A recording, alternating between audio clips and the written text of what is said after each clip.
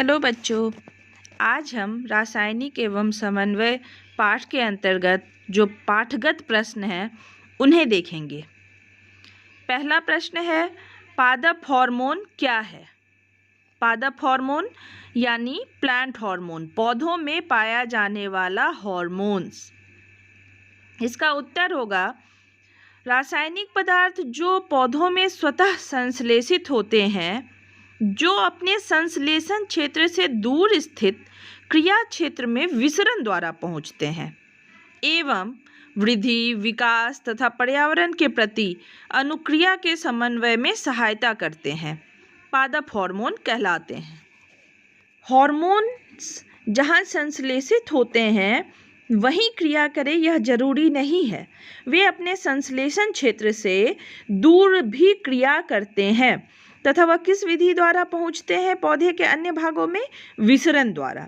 विसरण वह विधि है जिसमें कोई भी पदार्थ हायर कंसंट्रेशन से लोअर कंसंट्रेशन की ओर गति करते हैं, यानी अधिक सांद्रण से कम सांद्रण की ओर गति करते हैं तथा ये हार्मोन वृद्धि, विकास तथा पर्यावरण के प्रति अनुक्रिया में समन्वयन में सहायता करते हैं, पादप हार्मोन कहलाते हैं। पादप हार्मोन पौधों की वृद्धि में जैसे ऑक्सीन और जिब्रेलिन जैसे हार्मोन वृद्धि में सहायक होते हैं, विकास में सहायक होते हैं। साइटोकाइनिन कोशिका विभाजन में सहायक होते हैं। वहीं इथिलीन फलों के पकने में सहायक होते हैं, जबकि कुछ हार्मोन निगेटिव ग्रोथ को भी शो करते हैं, जैसे एब्सिसिक अम्ल पीले पत्तों को पौधों से झड़ने के लिए जिम्मेदार होते हैं। ऑक्सैलिक अम्ल जिसे ABA भी कहा जाता है। तो ये सारे पादप हार्मोन हैं जो पौधों में स्वतः संश्लेषित होते हैं और ये पौधों के वृद्धि और विकास में सहायक होते हैं। अगला प्रश्न है, छुई मुई पादप की पत्तियों की गति प्रकाश की ओर प्ररोह की गति से किस प्रकार भिन्न है? पहले हम प्रश्न को समझे। प्रश्न कह रहा है कि छुई मुई पौधों की पत्तियों की गति। आप लोगों ने बहुत बार छुई मुई के पत्तों को जब छुआ होगा तो उनकी पत्तियां स्वतः ही बिल्कुल सिकुड़ जाती हैं, जबकि कुछ ऐसे पौधों को आपने देखा होगा जो अगर किसी कमरे के अंदर रखा जाए तो बाहर की ओर अगर प्रकाश आ रही है बाहर की तरफ से तो बाहर की ओर वह पौधा झुक जाता है। यहाँ प्ररोह शब्द का अर्थ होता है तना। तो यह कह रहा है कि प्रकाश की ओर जो प्ररोह की गति होती है, यानी प्रकाश की ओर जो तने की गति होती है, उसकी तुलना में छुई मुई पत्तों की गति किस प्रकार भिन्न है? तो इसका उत्तर है कि छुई मुई पौधों की पत्तियों में स्पर्श उद्दीपन होता है। स्पर्श यानी छूने के कारण उनमें सेंसेशन होता है। इसमें पत्तियां मुरझा जाती हैं तथा किसी प्रकार की वृद्धि यहाँ नहीं देखी जाती है, जबकि यह प्रकाश की ओर जब प्ररोह गति करती है तो वह एक वृद्धि गति है जो प्रकाश के उद्दीपन के कारण होती है तथा प्रकाश के प्रभाव के कारण पौधों में हार्मोन के निर्माण में भी कुछ अंतर देखा जाता है। जैसे जिस तरफ से प्रकाश किसी पौधे पर आती है उसके विपरीत दिशा में ऑक्सीन हार्मोन जो एक पादप हार्मोन है का स्रवण होता है। इसके कारण क्या होता है कि पौधे जो प्रकाश के पीछे के साइड होते हैं उन कोशिकाओं में अधिक वृद्धि हो जाती है और सामने से जहाँ प्रकाश पड़ती है वहाँ कम वृद्धि होती है, जिसके कारण पौधे प्रकाश की ओर मुड़ जाते हैं। तो यह प्रकाश के उद्दीपन के कारण होता है, जबकि छुई मुई के पौधे में स्पर्श उद्दीपन के कारण उनमें गति देखी जाती है। अगला प्रश्न है, एक पादप हार्मोन का उदाहरण दीजिए जो वृद्धि को बढ़ाता है। जैसा कि हम जानते हैं कि बोर्ड एग्जाम में फिजिक्स में 5, केमिस्ट्री में 5 और बायो में 5 ऑब्जेक्टिव प्रश्न रहते हैं। तो ऑब्जेक्टिव प्रश्न में यह एक कॉमन प्रश्न है कि ऐसे पादप हार्मोन का उदाहरण दीजिए जो वृद्धि करता है। तो इसका उदाहरण हो जाएगा ऑक्सीन। जिब्रेलिन भी यहाँ उत्तर हो सकता है। अगला प्रश्न है, किसी सहारे के चारों ओर एक प्रतान की वृद्धि में ऑक्सीन किस प्रकार सहायक है? जैसे आप मनी प्लांट को देखिएगा, तो मनी प्लांट के पौधे को जब एक किसी सपोर्ट के साथ हम लगा देते हैं, तो मनी प्लांट का जो लता है वह उस सपोर्ट के चारों ओर लिपट जाता है या उस ओर वह गति करता है। तो कह रहा है कि इसमें ऑक्सीन किस प्रकार सहायक है? तो इसका उत्तर है, ऑक्सीन जो हार्मोन है वह प्ररोह यानी तने के अग्रभाग में संश्लेषित होता है। ऑक्सीन किसी भी पौधे के शीर्ष में संश्लेषित होता है, चाहे वह तना का शीर्ष हो, चाहे वह जड़ का शीर्ष हो। तो यहाँ कह रहा है कि ऑक्सीन नामक हार्मोन प्ररोह के अग्रभाग में संश्लेषित होता है। यह हमेशा प्ररोह के छाया में स्थित भाग में विसरित होता है और क्षेत्र की कोशिकाओं की लंबाई में वृद्धि को प्रेरित करता है। इससे पहले वाले दूसरे नंबर के प्रश्न में भी मैंने बताया था कि ऑक्सीन का निर्माण प्रकाश के विपरीत दिशा में अधिक होता है। तो प्रकाश के विपरीत दिशा में ऑक्सीन का निर्माण प्रकाश के विपरीत दिशा में अधिक होता है।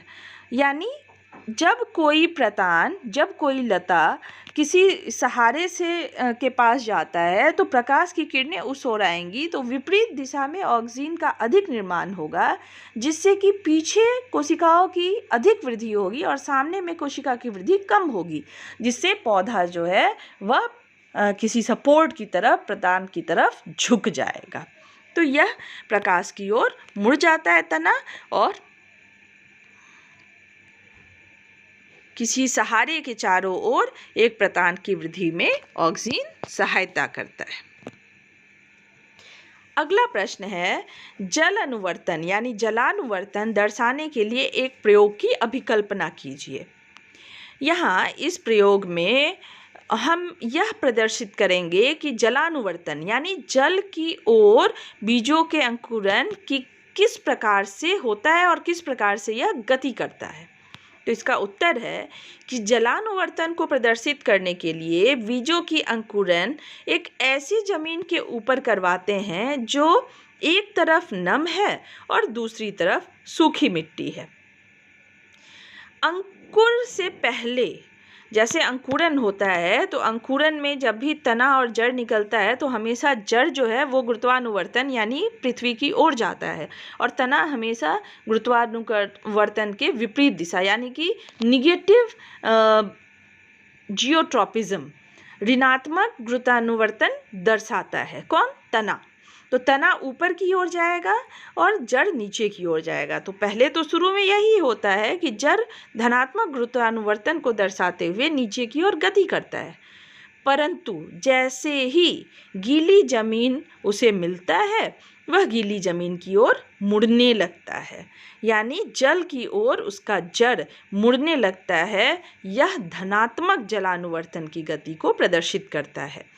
यहाँ इस चित्र में आप दूसरे चित्र में देख सकते हैं, पहले चित्र में तो जड़ निकलकर नीचे की ओर गया, वह धनात्मक गुरुत्वानुवर्तन के कारण गया, लेकिन धनात्मक जलानुवर्तन के कारण जड़ जल की ओर मुड़ जाता है। यह इस प्रयोग के द्वारा हम दर्शा सकते हैं। अगला प्रश्न है कि जंतुओं में रासायनिक समन्वय कैसे होता है। तो जंतुओं में रासायनिक समन्वय हार्मोन्स के द्वारा होता है, चाहे जंतुओं में हो या पादपों में हो, किसी में भी रासायनिक समन्वय हार्मोन्स के द्वारा ही होता है। हार्मोन्स अंतःस्रावी ग्रंथियों से निकलता है। यह हार्मोन जो होते हैं वह जटिल रासायनिक यौगिक होते हैं जो अंतःस्रावी ग्रंथियों से निकलते हैं, लेकिन दूसरे क्षेत्र के स्थित अंग या अंगतंत्र पर अपना प्रभाव डालते हैं। यानी जरूरी नहीं है कि जहाँ से हार्मोन निकले उसी अंग को वह प्रभावित करे, हो सकता है वह एक क्षेत्र से निकले और शरीर के दूसरे क्षेत्र को भी प्रभावित करे।